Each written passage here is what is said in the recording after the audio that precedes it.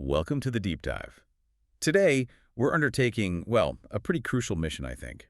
We need to dissect these profound internal divisions that seem to be fundamentally reshaping the United States. Yeah, it feels like the ground is shifting under our feet. It really does. And we're focusing specifically on this volatile intersection, federal immigration enforcement, state autonomy, constitutional power, and, yeah, the sharp rise of political extremism. Right. It's like America's political geography is being redrawn, not along the usual state lines, but these stark ideological fault lines.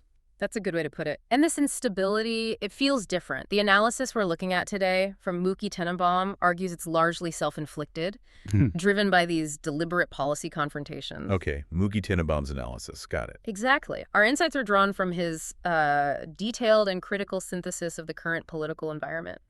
It really offers a clear-eyed look at how decisions, especially from the executive level, about enforcing immigration law have, well, sharpened the borders within America itself. Turning states, even cities, into battlegrounds. Legal and sometimes physical battlegrounds. Yeah.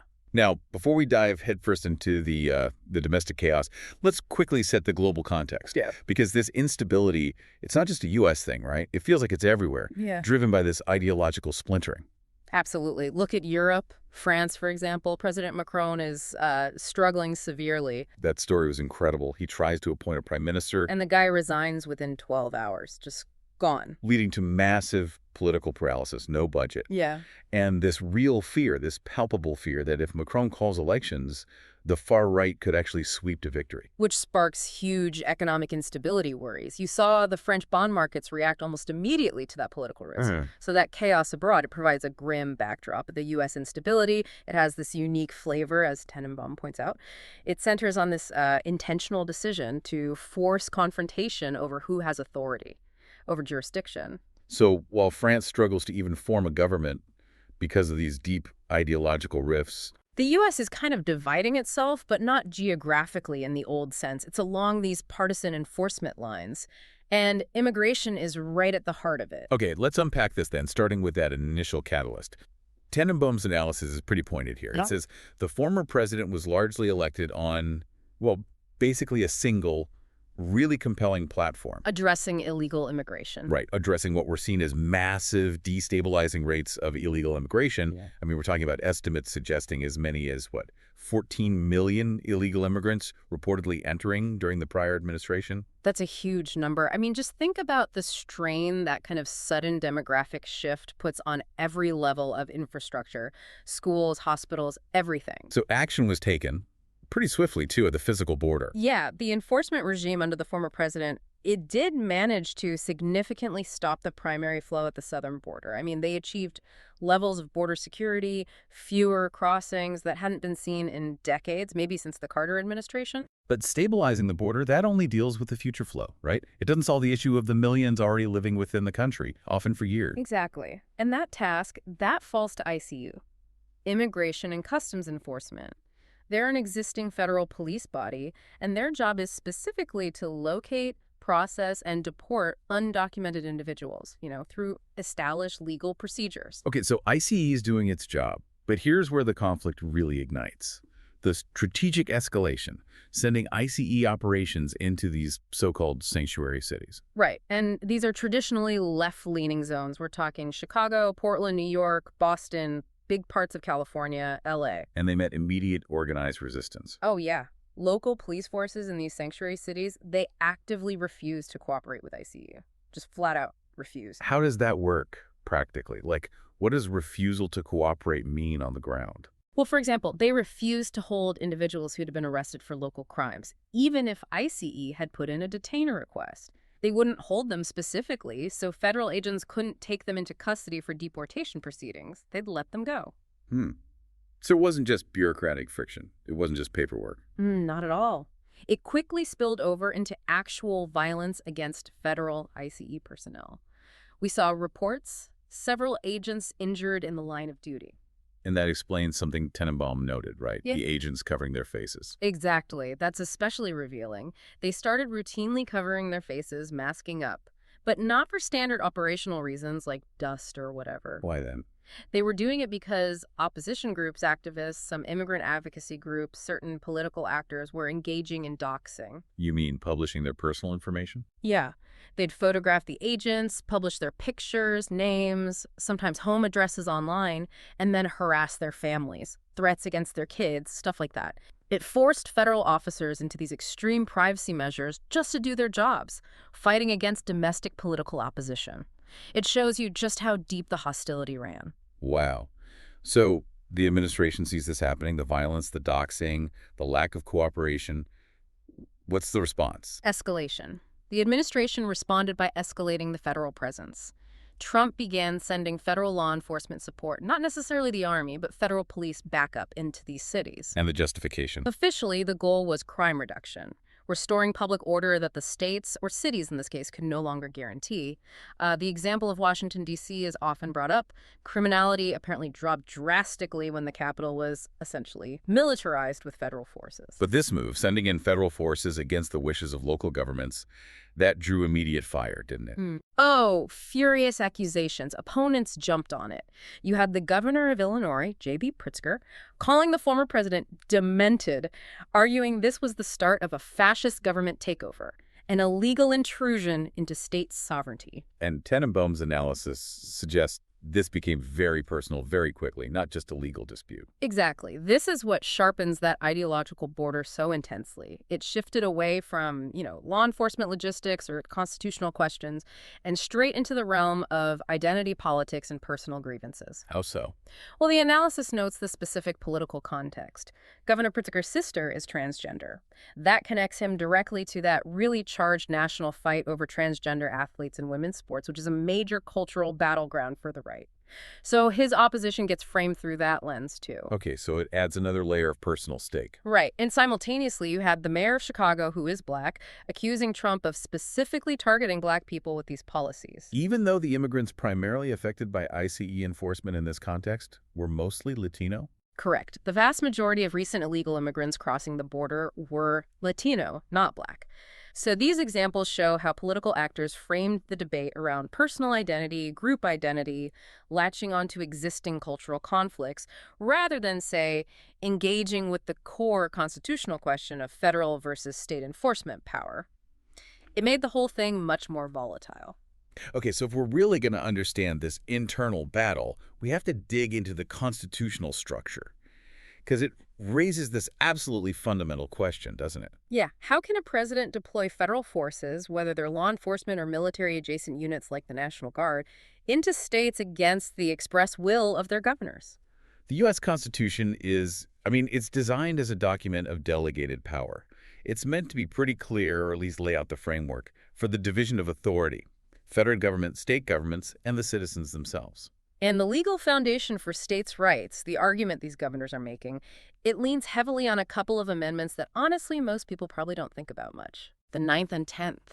Crucial ones. Right, the 9th Amendment, which is kind of the catch-all, saying just because certain rights are listed in the Constitution doesn't mean other rights retained by the people don't exist. And then the big one for states' rights.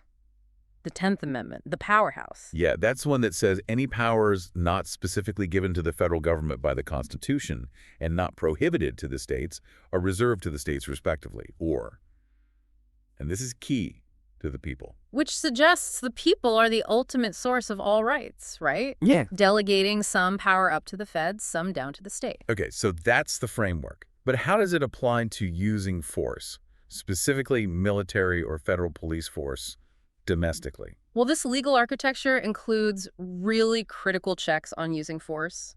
There's a very deeply entrenched historical and legal ban on the U.S. standing army acting domestically in a law enforcement role. That's the Posse Comitatus Act, right? Yeah, exactly. Posse Comitatus.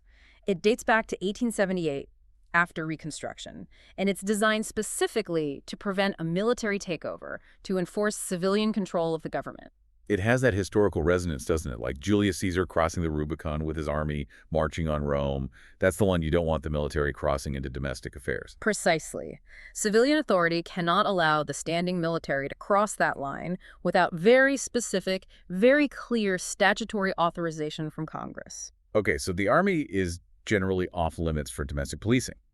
But the administration did send in federal forces. So How? What's the loophole or the specific power being used? It's not exactly a loophole, more like a specific, very serious statutory power.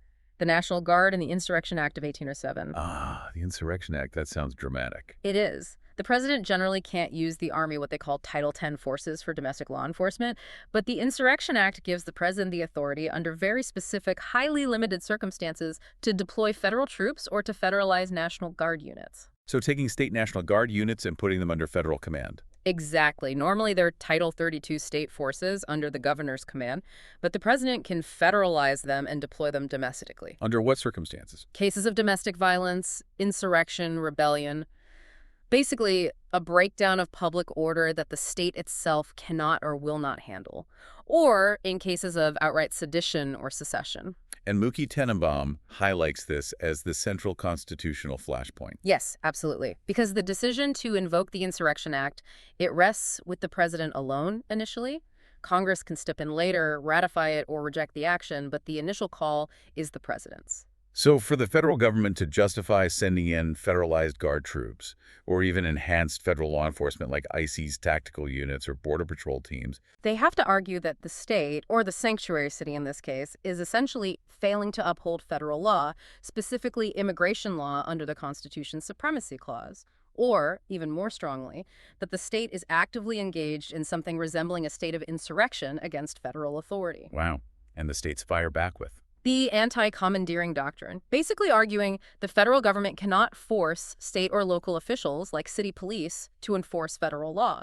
So you have this direct clash, federal supremacy in immigration versus states' rights to control their local police. And invoking the Insurrection Act isn't something done lightly, historically speaking. Not at all. It's been used, but sparingly, and usually in moments of major crisis. Think President Eisenhower in Little Rock, Arkansas in 1957. He federalized the Arkansas National Guard to enforce school desegregation when Governor Faubus was actively resisting with state troopers. Right, against massive state resistance. Kennedy and Johnson used it during major civil rights crises, too.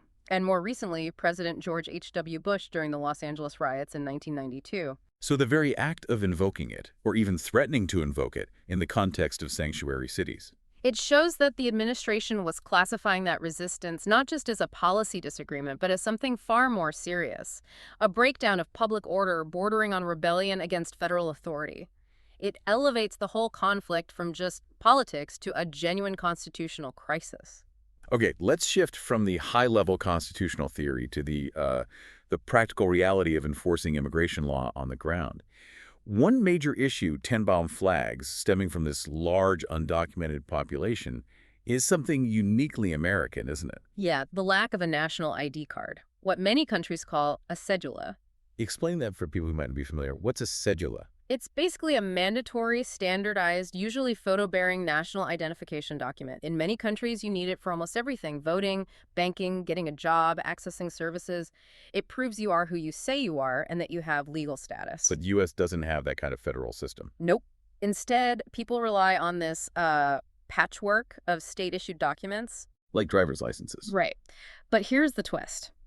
Some states, like California, specifically issue driver's licenses to undocumented individuals. So you have a state-issued ID that is legally valid for driving, but it doesn't actually prove federal legal presence. It muddies the waters. What other documents get used? Well, there's a social security card, but critically, it has no photo. It's just a number, easy to fake or borrow. Legal permanent residents have a green card, which is a secure federal ID. But then you get this really strange, almost archaic reliance on birth certificates? Birth certificates. Yeah. To prove identity day to day. Yeah, which is kind of absurd, right? A birth certificate just proves a birth event happened. It doesn't prove who you are now or your current legal status. And they're relatively easy to forge or obtain fraudulently. This lack of clear, reliable federal ID creates enormous friction for federal enforcement agencies like ICE. How do you quickly and reliably verify someone's identity and status during an encounter? And this friction, this difficulty in enforcement, it's often defended with economic arguments, right? Especially in states with large undocumented populations. Yes, and Tenenbaum calls this logic absurd. You hear it a lot, particularly in places like California. Well, if ICE removes undocumented immigrants, who's going to wash the cars? Who will harvest the fruit? It's a common refrain. But the analysis poses this devastating counter-question. Excuse me, but are you actually arguing that you need slaves? Wow. That's blunt. It is blunt, but it cuts to the heart of it. Are these proponents essentially saying we need a vulnerable, exploitable population that exists outside the normal legal framework? People they can pay subminimum wages, ignore worker safety laws for, precisely because they are illegal, undocumented, and afraid to complain. So the argument is that the economic convenience masks a kind of modern-day exploitation. That's the implication. If your economic model relies on paying people less than the legal minimum because they lack legal status, what else do you call it? Does the economic argument hold up if you look at the bigger picture? The idea that cheap labor offsets the costs. It's complex. Studies show a mixed picture, honestly. Yes, these workers contribute to the economy, particularly in sectors like agriculture, construction, hospitality, often tough, low-wage jobs. But they also place a significant burden on public services, especially things that aren't funded by their payroll taxes, like emergency room health care, public schools for their children, housing support. And those costs are often borne by State and local taxpayers. So the economic benefit, the cheap labor, often flows to private employers, while the social costs get pushed onto local communities and the federal taxpayer who funds enforcement and some social safety nets. It's a transfer of costs, essentially.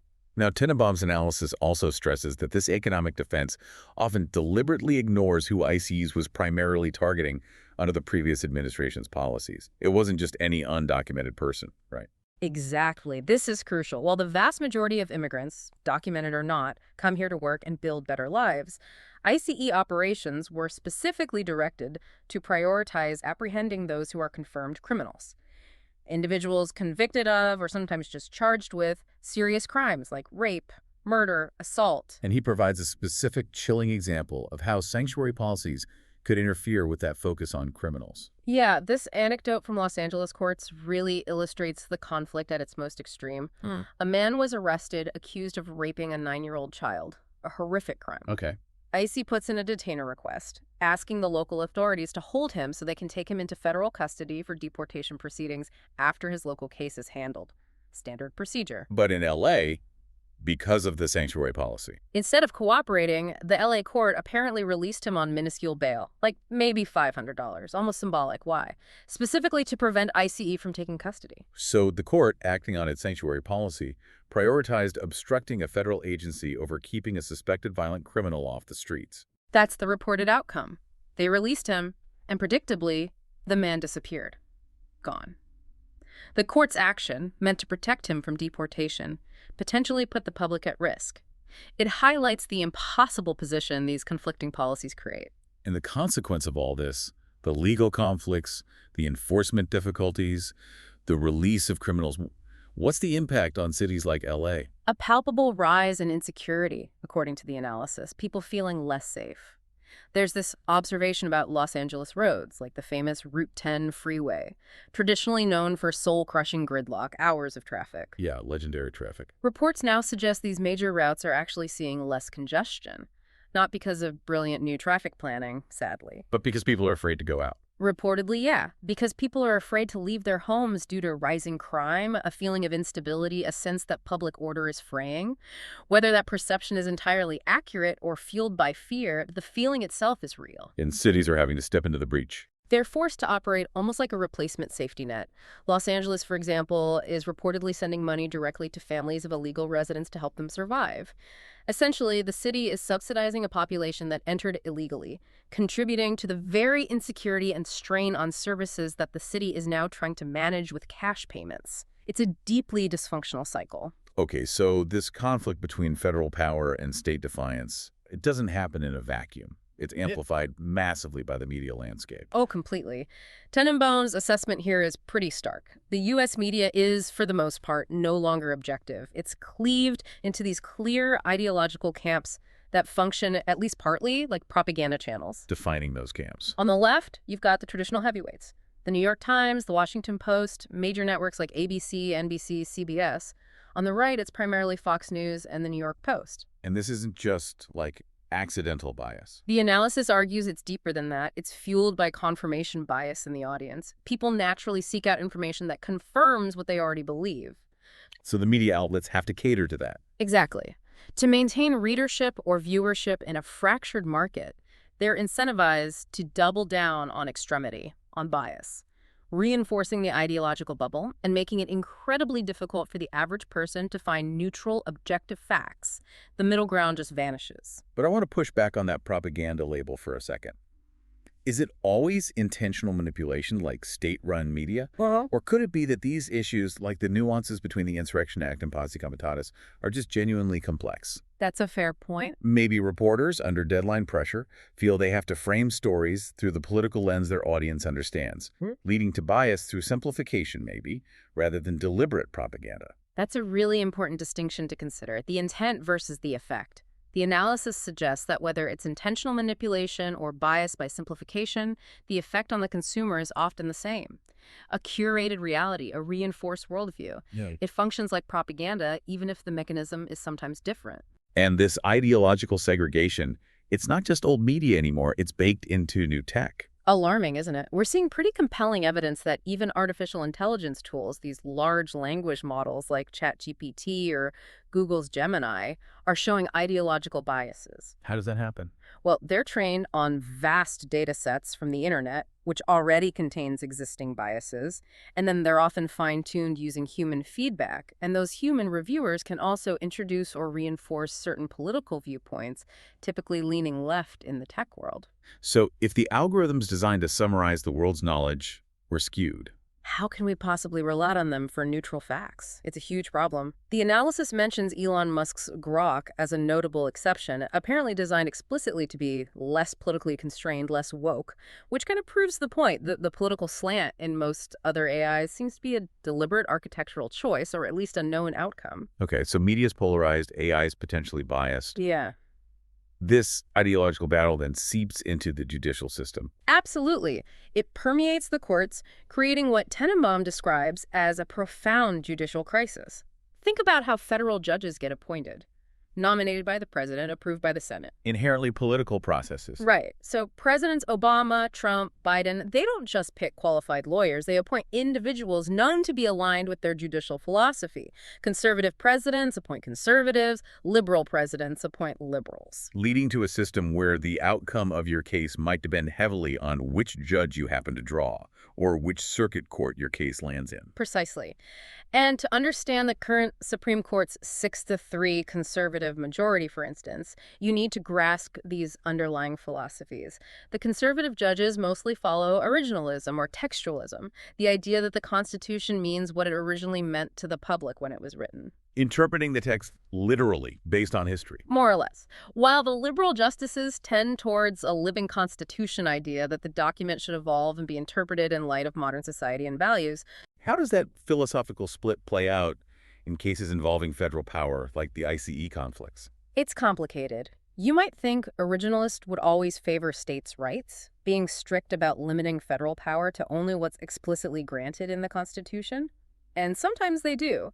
But Trump's appointees, for example, also often lean towards a theory of a strong, unified executive branch, which can sometimes support robust federal action. So it's not always predictable based just on the label. This inherent ideological sorting within the judiciary, combined with the ability to choose where you file a lawsuit, that leads to a specific tactic, right? Yes. Forum shopping. It's a huge issue. Litigants, whether they're activist groups, states, or even the federal government sometimes, actively try to file their cases in the court or region where they think they'll get the most sympathetic judge. So if you want to challenge a conservative policy, you file in the Ninth Circuit, covering California, which is known to lean left. If you want to challenge a liberal policy, you file in the Fifth Circuit, covering Texas, known to lean right. Exactly. You shop for the most favorable forum. And this is possible because the U.S. federal court system generally lacks something called sortio. Sortio? What's that? It's a system used in many other countries, particularly those with civil law traditions.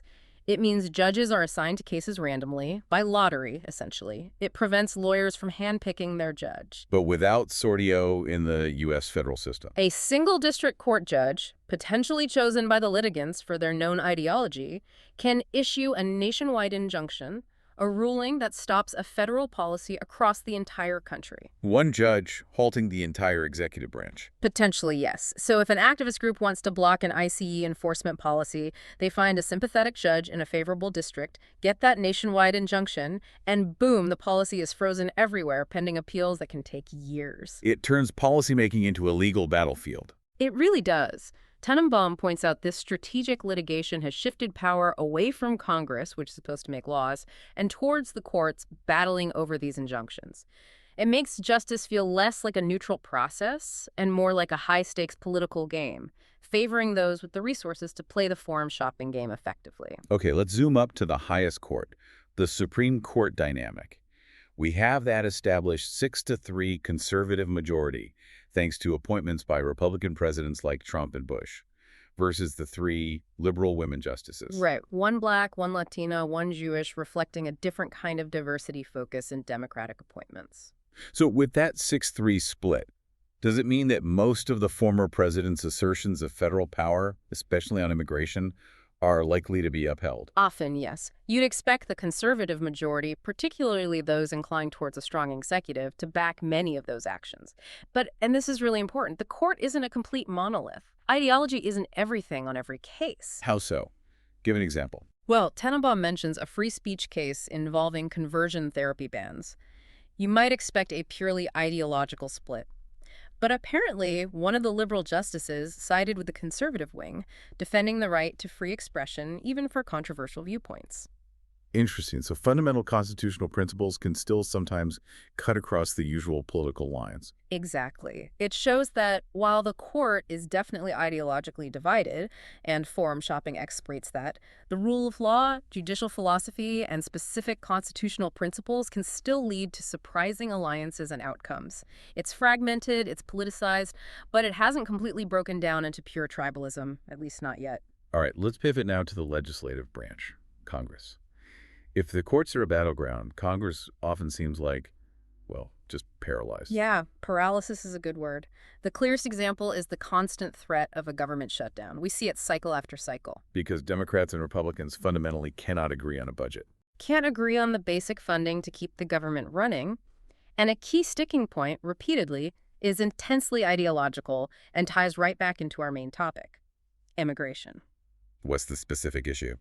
Democrats, particularly the progressive wing, increasingly demand that federal health insurance coverage, funded by taxpayers, be extended to illegal immigrants. And Republicans vehemently oppose it. Their argument is usually twofold. One, it's fiscally irresponsible to extend expensive federal benefits to non-citizens when many American citizens struggle to afford health care. And two, it acts as another magnet, encouraging more illegal immigration if people know they can get government-funded health care upon arrival. So it's not just about the dollar amount, it's about the principle of who gets federal benefits. Absolutely. And the breakdown happens because these aren't just negotiating points. They become non-negotiable policy riders attached to essential spending bills. Republicans might demand mandatory nationwide e-verify the system for employers to check work eligibility electronically, or they demand funding be cut off specifically to sanctuary cities. And Democrats attach the funding for non-citizens' health care. Right. These become poison pills. There are zero-sum ideological demands designed to block compromise, not facilitate it. It forces congressional leaders into governing by constant crisis, relying on short-term stopgap spending measures, continuing resolutions just to keep the lights on. Any chance for long-term planning or functional governance goes out the window. This kind of environment, this constant gridlock and brinksmanship, does it fuel extremism within the parties themselves? It seems to. Tenenbaum's analysis points to increasing extremism in both parties, but maybe sees it particularly acutely within the Democratic Party right now. Yep. You see figures like Alexandria Ocasio-Cortez, AOC, Yeah. openly challenging the established Democratic House leader, Hakeem Jeffries, reportedly telling junior members of the House caucus, "Don't bother negotiating with leadership. Come talk to our progressive caucus directly." Undermining the party structure. Completely. It's a breakdown of internal party discipline and hierarchy driven by this almost puritanical belief that any compromise, any deal-making with the other side, or even with more moderate members of your own party, is a betrayal of core principles, ideological purity over functional governance. Which makes someone like Senator Fetterman from Pennsylvania such an interesting figure in this landscape. He really stands out, doesn't he? He's often described, maybe slightly hyperbolically, as the only senator left. A political unicorn? Why? What makes him different? Because he seems to judge bills based on what they actually propose, on their practical merits for his constituents, rather than immediately checking who proposed it or which party label is attached. He'll vote with Republicans if he thinks their bill makes sense, and against Democrats if he thinks their bill doesn't. Which used to be normal, right? Legislating? You'd think so, but his approach highlights just how scarce that kind of old-school pragmatism has become in today's climate. Policy effectiveness often seems totally secondary to political signaling and tribal alignment. Okay, so Congress is stuck, the parties are rigid. Meanwhile, where is the former president's focus, according to the analysis? Is it on fixing this domestic mess? Not entirely. The analysis suggests he's aggressively, almost obsessively focused on external validation, specifically pushing hard for the Nobel Peace Prize. The Nobel Prize, seriously. Yeah. Mookie Tenenbaum rather cheekily likens it to a child demanding a small paper diploma. This personal obsession, this desire for global recognition, acts as a massive distraction from the incredibly complex domestic problems we've been talking about. Is there any substance to the Nobel push? Well, it's largely tied to his administration's efforts in the Middle East, like the Abraham Accords, and potentially any progress on the Israel-Hamas situation. It's notable that even Hillary Clinton, a fierce critic, publicly stated she'd nominate Trump for the Nobel if he actually achieved lasting peace in Gaza. Shows how much weight that prize carries, even symbolically. Okay, that Nobel fixation then brings us directly to the foreign policy reality check. Specifically, the Israel-Hamas agreement or ceasefire attempt. Right. Tenenbaum's analysis here is pretty sobering. He suggests any agreement reached is fundamentally fragile. It has basically no long-term future unless the former president remains actively, intensely involved. Why is his involvement so critical? Because, according to this view, he's the only one willing and able to apply brutal, sustained pressure on the key external supporters of Hamas, specifically Qatar and Turkey, who provide funding and political cover. So if Trump gets distracted by the Nobel chase, by his own legal issues, by the upcoming election cycle, the prediction is the deal collapses. The structural fragility, the underlying conflicting goals of the parties involved will almost certainly tear it apart without that constant, high-level external pressure. And this leads to a final point about the global context, about Europe's role in all this. Yeah, the analysis concludes that Europe is, frankly, largely irrelevant when it comes to resolving these high-stakes global diplomatic crises. Why? Because they're completely mired in their own domestic messes. Internal problems trumping external action. Pretty much. Think about it. Almost every major European country is facing significant instability. Holland, Belgium struggling to form governments, the UK seeing the rise of the Reform Party shaking up the establishment, Spain dealing with its own deep divisions. So lacking the internal unity and functional governance needed to project real global strength. They often resort to global distractions, focusing intently on issues like the Palestinian cause, for example. The analysis suggests this can sometimes be a way to divert attention, both domestic and international, away from the chaos and the real lack of pragmatic solutions within their own borders. It's easier to posture on the world stage than to fix intractable problems at home. Wow. Okay. That was a really comprehensive deep dive. We've synthesized Tenenbaum's analysis, and it paints a picture of, well, relentless ideology really supplanting traditional American pragmatism. Yeah, creating this unstable internal border fueled by immigration conflicts, constitutional showdowns. And paralyzing institutions. From the media, Yeah. which seems broken into echo chambers. Even AI potentially reflecting those biases. All the way up to Congress, gridlocked over budgets, and the courts becoming tactical battlegrounds through forum shopping. It's a worrying picture. It is.